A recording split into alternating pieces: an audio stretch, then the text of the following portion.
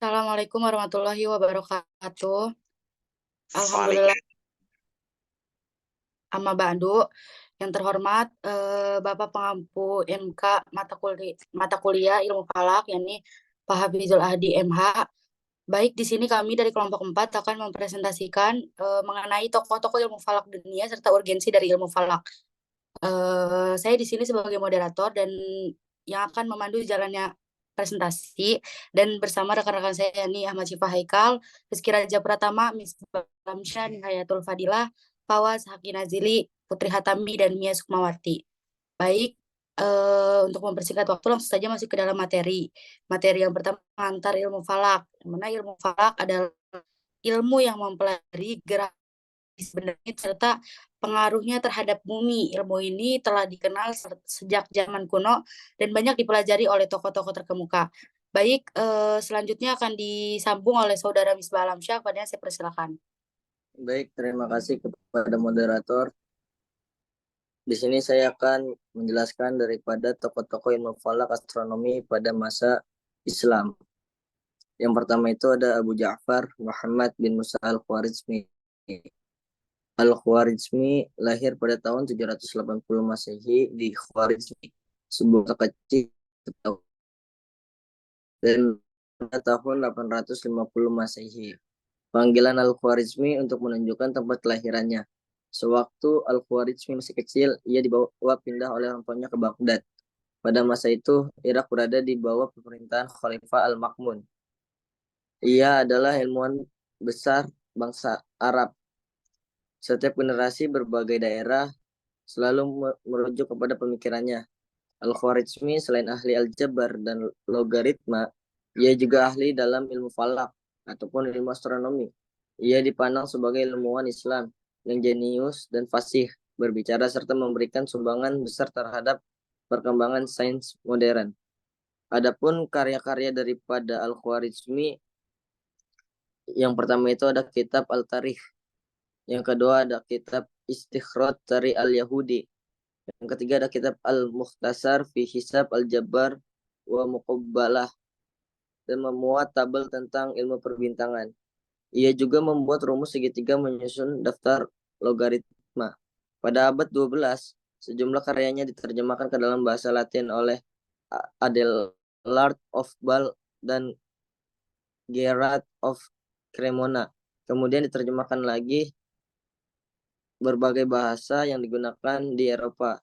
Terakhir, karya tersebut diterjemahkan ke dalam bahasa Cina. Buku-buku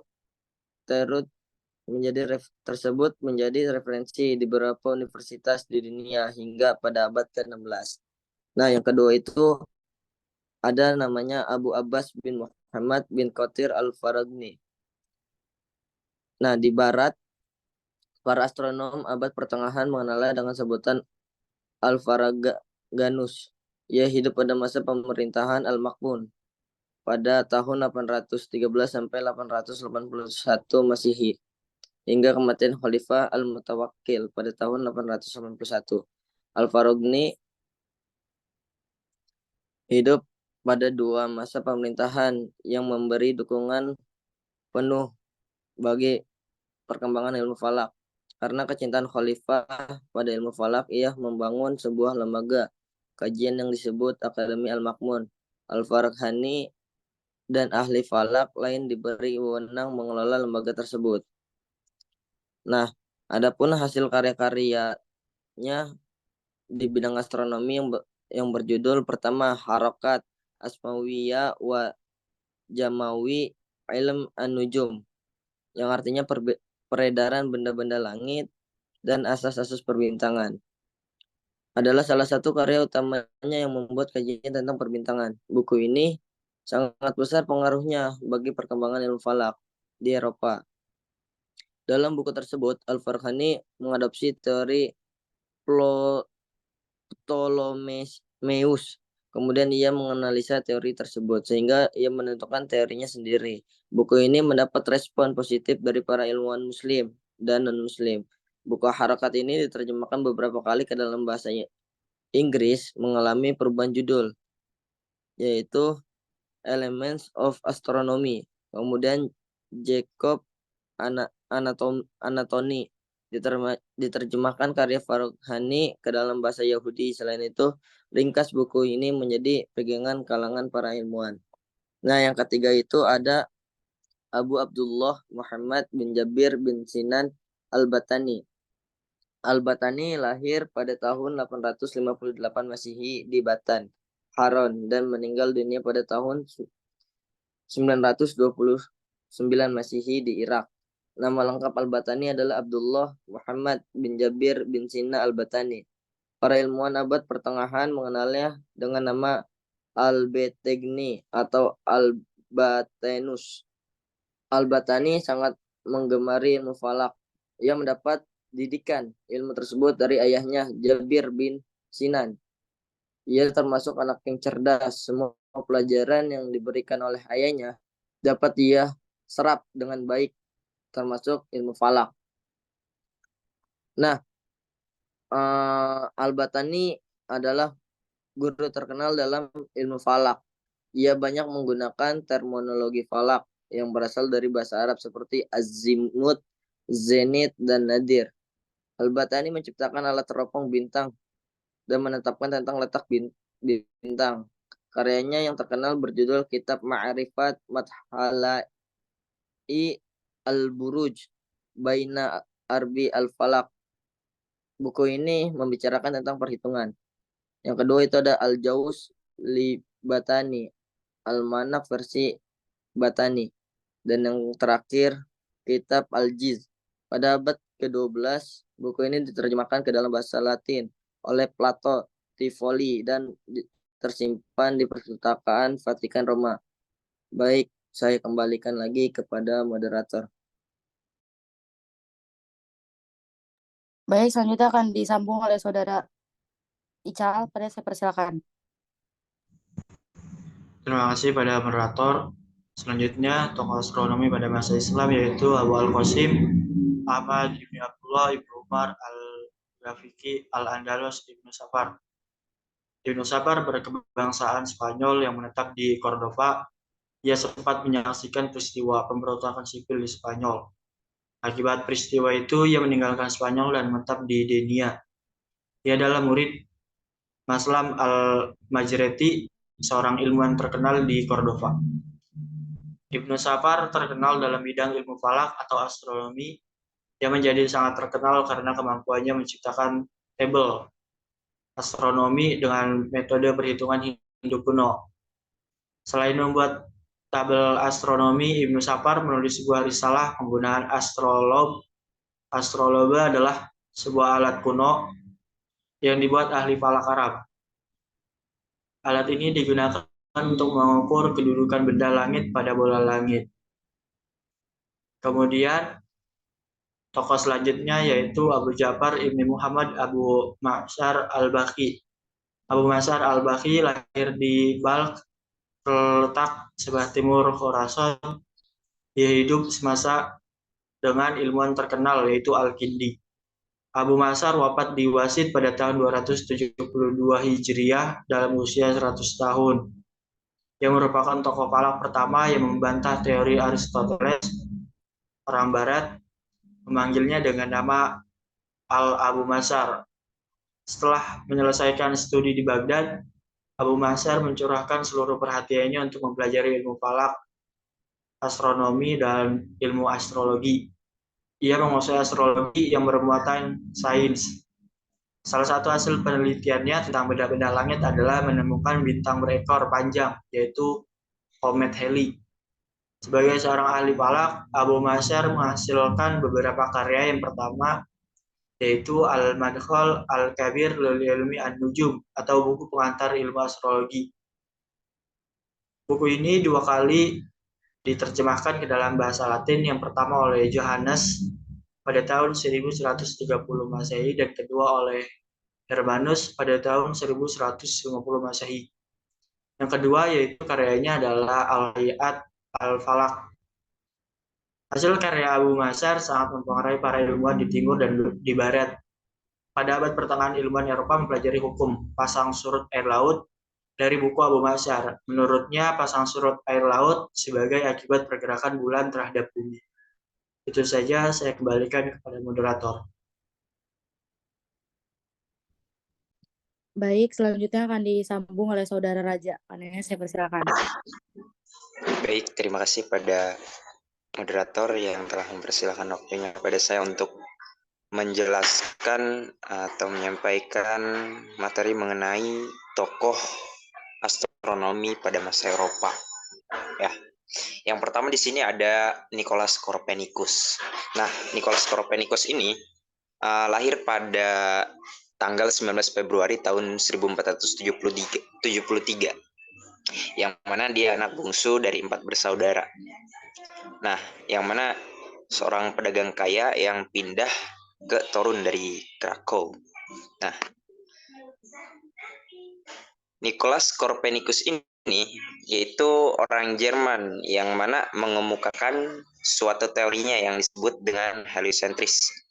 Nah, menurut teori ini, satu, bahwa bukanlah bumi yang menjadi pusat dari peredaran benda-benda langit, tetapi mataharilah yang menjadi titik pusatnya, yang diadari oleh Merkurius, Venus, Bumi, Bulan, Mars, Jupiter, Saturnus, kemudian beberapa bintang tetap sejenis matahari.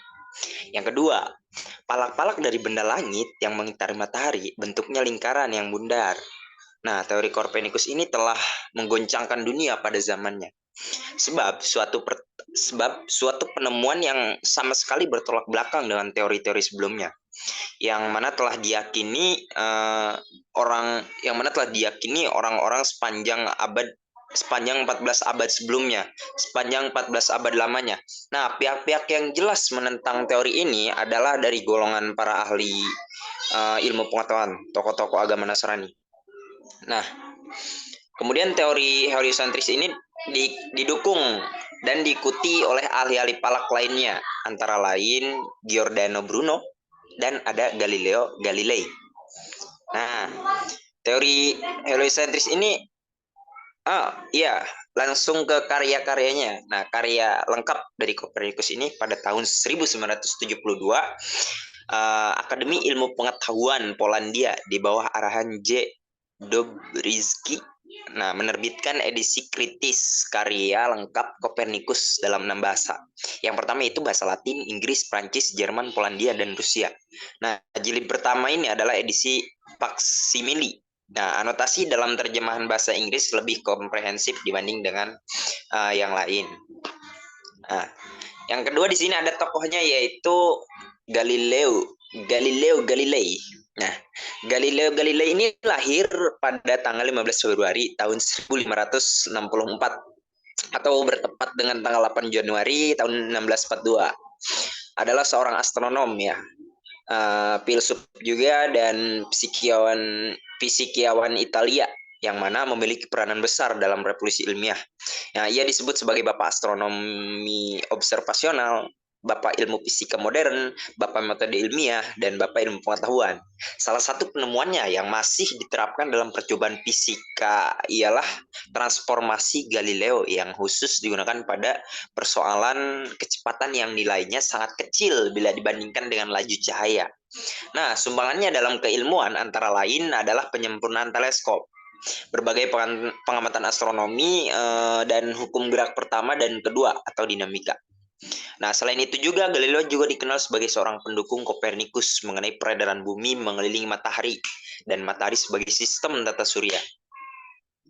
Nah, menurut Stephen Hawking juga, Galileo dapat dianggap sebagai penyumbang terbesar bagi dunia sains modern. Nah, hasil usahanya bisa dikatakan sebagai terobosan besar dari Aristoteles. Nah, ada juga di sini yang terakhir ada tokohnya yaitu Johannes Kepler. Nah, Johannes Kepler ini adalah seorang ilmuwan yang lahir pada tahun 1571 Masehi di Württemberg. Ia merupakan asisten sekaligus murid dari Tycho Brahe. Nah, pada tahun 1605 Masehi. Nah, Kepler ini menyampaikan gagasannya terkait peredaran benda langit sekaligus merevisi anggapan sebelumnya yang dicetus oleh Aristoteles dan Copernicus. Nah, Kepler menjelaskan bahwa lintasan yang dilalui planet ketika mengitari matahari bukanlah berbentuk episel, akan tetapi berbentuk elips. Nah, anggapan Kepler ini berdasarkan pada hasil penemuan dari Tycho Brahe yang tersusun dalam tabel Rudolphine. Nah, berangkat dari temuan tersebut, Kepler merumuskan 3 hukum yang menjelaskan gerakan planet di tata surya, atau bisa disebut dengan hukum Kepler. Nah, 3 hukum Kepler ini diantaranya yaitu yang pertama, lintasan planet menyerupai elips dengan matahari salah satu titik apinya. Yang kedua, garis hubung planet-planet menyerupai daerah yang sama luasnya dalam selang waktu yang sama panjangnya. Yang ketiga, pangkat 2 kala edar planet sebanding dengan pangkat 3 jarak planet ke matahari. Nah, karya-karyanya diantaranya yaitu karya astronomi yang terbesar pertama Kepler yaitu Mysterium Cosmographicum atau The Cosmographic Mystery pada tahun 1596. Ada pertahanan sistem Copernicus yang pertama kali diterbitkan. Kepler ini mengaku mendapat pencerahan pada tanggal 19 Juli tahun 1595 saat mengajar di Grace. Oke, baik. Mungkin cukup sekian dari saya. Kurang lebihnya mohon maaf, saya kembalikan kepada moderator. Baik, selanjutnya akan disampaikan oleh Saudari Nihayatul Fadilah. Saya persilakan. Terima kasih kepada moderator. Langsung saja di sini kita akan membahas tentang tokoh-tokoh ilmu falak di Malaysia dan Brunei. Yang pertama itu ada tokohnya Abdul Ghani bin Saleh. Nah, beliau ini lahir di Kampung Papaya, Keladi, Kuala Terengganu, Malaysia. Ia dikenal sebagai ahli falak yang handal. Beliau juga sering diundang ke Brunei, Thailand, dan Singapura untuk mengajar ilmu falak. Selain aktif untuk mengajar, beliau juga aktif sebagai penulis. Contoh karyanya yang terkenal di dalam bidang ilmu falak adalah takwim istilah 01 Hijriah ke 1500 Hijriah dan Masehi. Yang kedua itu tokohnya ada Abdurrahman bin Hussein. Abdurrahman bin Hussein juga salah seorang ahli falak yang terkenal di Malaysia yang berasal dari Kelantan. Jasanya itu untuk dan mengembangkan Persatuan Falak Syar'i Malaysia dan juga dia dipercaya sebagai pemimpin atau ketua Persatuan Falak Syar'i Malaysia selama 14 tahun. Dari tahun 1992 sampai 2000.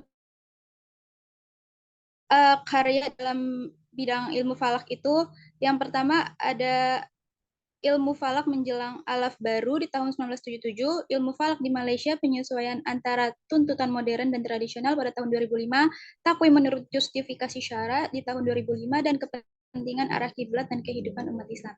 Selanjutnya saya kembalikan ke moderator. Baik, terima kasih kepada Saudari Nihayatul Fadilah. Selanjutnya akan disambung oleh Saudara Ajil. Ada yang kami lanjut dari tokoh ilmu dari Brunei dan Malaysia, yakni ada Abu Bakar Mu'ar. Nama lengkapnya adalah Haji Abu Bakar bin Haji Hasan Al-Mu'ari bin Haji Ahmad bin Angga bin Sito Bukit Muhammad. Beliau adalah seorang ahli falak lahir di Muar, Bandar Maharani, Johor, Malaysia pada tahun 1875 Masehi atau 1292 Hijriah. Abu Bakar Mu'ar juga beliau pertama kali belajar yaitu 24 tahun, mulai daripada tahun 1881 Hijriah atau 1299 Hijriah sampai 1915 Masehi. Kemudian malam Selasa tahun 1938 Masehi dalam usia 63 tahun sama dengan meninggalnya Nabi Muhammad SAW. Karyanya dalam bidang ilmu ini adalah ilmu falak pada tahun 1905 Masehi. Lalu ada juga di sini tokoh yang selanjutnya adalah Muhammad Lazim bin Haji Matali. Ia seorang ahli falak, lahir di Brunei pada tanggal 13 Oktober 1954 Masehi. Pendidikannya diperoleh di Al-Azhar Universitas. Lalu kemudian ada juga di Mesir, Universitas Kebangsaan Malaysia, dan Universitas Antarbangsa Malaysia. Nah, baiklah, hanya sekian dari saya. Saya kembalikan kepada moderator. terima kasih. Selanjutnya, Baik, terima kasih kepada moderator. Di sini saya akan menjelaskan tentang tokoh-tokoh ilmu falak di Indonesia. Yang pertama ada Ahmad Khatib Minangkabawi. Beliau lahir di Kota Gadang, Bukit Tinggi, Sumatera Barat pada tanggal 26 Mei 1860. Sejak umur 11 tahun, Ahmad Khatib telah dibawa oleh ayahnya Abdul Latif ke Mekah untuk menunaikan ibadah haji. Belajar di Mekah, beliau juga selama berada di Mekah, beliau belajar kepada ulama-ulama terkenal di Mekah seperti Syekh Bakr al-Syato, Syekh Yahya al-Khaibi, dan masih banyak lainnya. Kemudian di antara karya-karyanya yang terkenal adalah Raudah al-Husab fi Ilm al-Hisab yang berisi tentang lapangan para ahli ilmu matematika dalam ilmu hisab. Yang kedua ada Muhammad Muhajirin Amsar al-Dairi. Beliau lahir di Kampung Baru Cakung, sebuah daerah di pinggir kota Jakarta Timur pada tanggal 10 November 1924. Beliau menuntut ilmu di Mekah dan mempelajari berbagai ilmu agama, Al-Quran, hadis, dan masih banyak lainnya. Sumbangan pemikirannya yang paling berharga dalam ilmu falak adalah bidang ruqyat. Ia membuat teknologi dalam tempat Ru'yatul Hilal sendiri untuk melihat penampakan hilal selama terbenam sebagai tanda dimulainya hari pertama dari bulan dalam kalender Hijriah. Sekian, terima kasih. Saya kembalikan kepada moderator. Baik, terima kasih. Selanjutnya masih akan disambung oleh Saudari Putri Hatami. Dan saya persilakan. Baik, terima kasih kepada moderator. Di sini saya akan melanjutkan dari tokoh-tokoh yang falak di Indonesia. Yang kemudian selanjutnya adalah Kiai Haji Ahmad Dahlan. Beliau itu lahir di Kauman, Yogyakarta pada tanggal 1 Agustus 1868 dengan nama kecilnya yaitu Muhammad Darwis dan meninggal dunia pada tanggal 23 Februari 1923 Masehi atau 7 Rajab 1342 Hijriah. Ia merupakan salah seorang pembaharu ilmu falak dengan membetulkan arah kiblat Masjid Agung Yogyakarta pada tahun 1897 Masehi. Ia juga mempelajari ilmu falak atau ilmu hisab melalui Kiai Haji Dahlan yang dari Semarang, kemudian Kiai Termas, Kiai Saleh Darat, Syekh Muhammad Jamil Jambek, dan Syekh Ahmad Khatib Minangkabawi. Nah, karya dari Kiai Haji Ahmad Dahlan ini bukan dalam berupa kitab, tapi ia itu berupa membetulkan arah kiblat di Masjid Agung, mendirikan organisasi Muhammadiyah, serta mendasarkan awal puasa dan Syawal dengan menggunakan hisab atau Nah, kemudian setelah ada Muhammad Jamil Jambek. Ia lahir di Bukit Tinggi, Sumatera Barat pada tanggal 2 Februari 1862 Masehi atau bertepatan dengan tanggal 13 Sya'ban 1279 Hijriah dan tinggal di Bukit Tinggi pada tanggal 30 Desember 1997. Ia merupakan ulama pelopor pembaharuan Islam dari Sumatera Barat awal abad ke-20. Ia dikenal sebagai ahli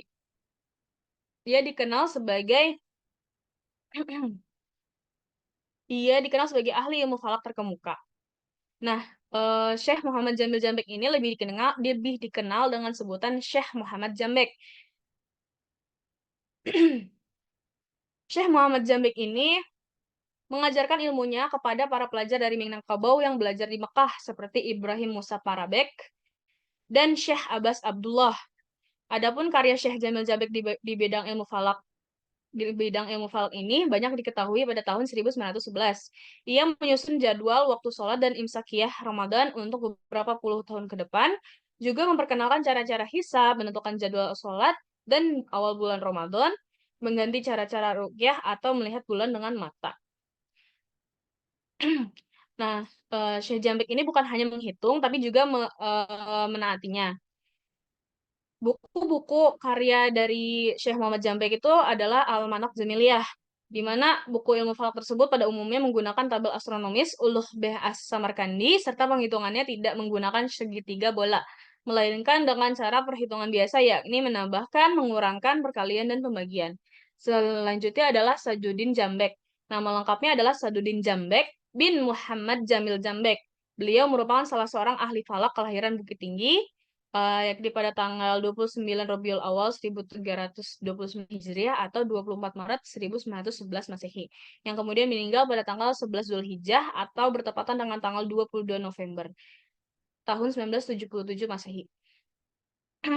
Jadi si Sadudin Jambek ini merupakan anak dari Syekh Jamil Jambek. Beliau belajar ilmunya kepada bapaknya yang Syekh Jamil Jambek tersebut. Kemudian ia juga berguru pada Syekh Taher Jalaluddin yang merupakan teman dari ayahnya. Nah, murid-murid Sadudin Jambek itu ada Abdurrahim dan Wahyu Widiana. Karya-karyanya yang pertama adalah Waktu dan Jadwal mengenai penjelasan populer perjalanan bumi, bulan, dan matahari. Kedua, Almanak Jamiliyah. Tiga, Arah Kiblat dan cara menghitungnya dengan jalan ilmu ukur segitiga bola. Yang keempat adalah perbandingan tarikh. Yang kelima adalah pedoman waktu sholat sepanjang masa. Yang keenam, sholat dan puasa di daerah kutub. Dan yang ketujuh, marilah berhitung yang terbit tahun 1957. Dengan adanya data-data astronomis dari negara-negara maju, misalnya Almanak Nautica dari Amerika, Ephemeris dari Uni Soviet, dan lain-lain, maka Sadudin Jambek ini merupakan tokoh ilmu falak yang mempelopori penghitungan ilmu falak menggunakan data astronomis. Buku Hisab Awal Bulan Komariah karya Sadudin Jambek tersebut memuat cara perhitungan awal bulan dengan Nautical Almanac.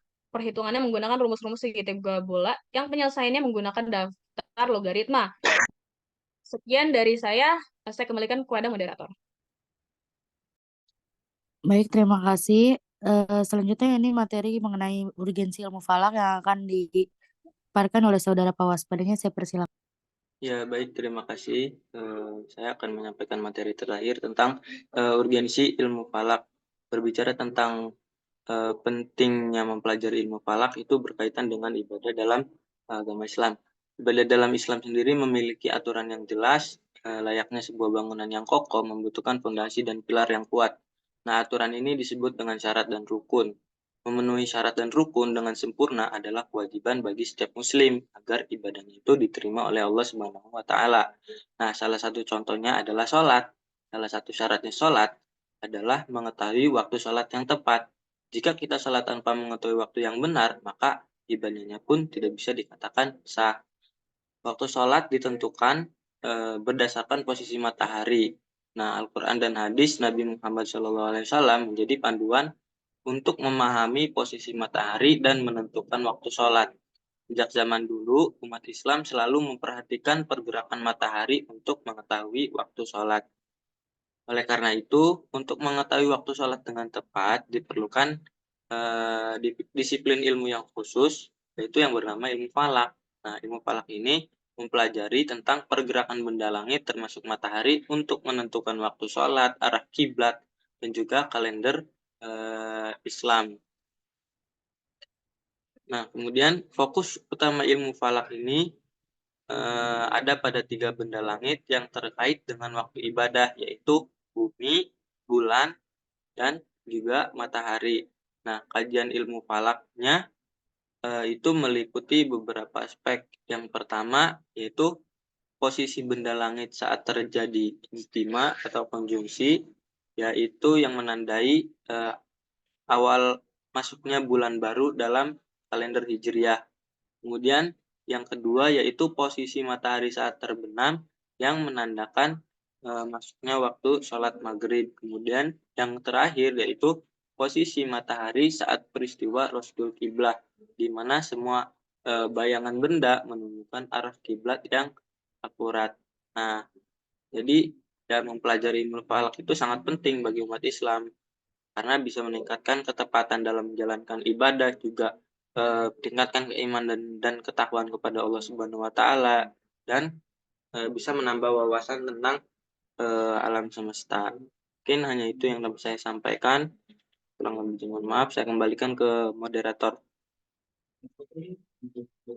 Baik, terima kasih untuk teman-teman sekalian. Selanjutnya ada sedikit kesimpulan ya nih. Melalui perjalanan jejak tokoh-tokoh ilmu falak dunia, kita dapat melihat bagaimana ilmu falak telah berkembang dari zaman kuno hingga modern.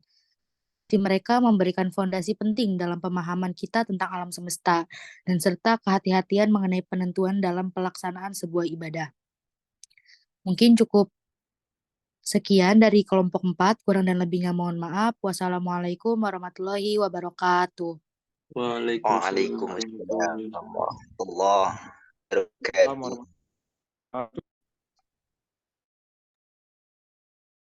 Oh yes. Terus dorong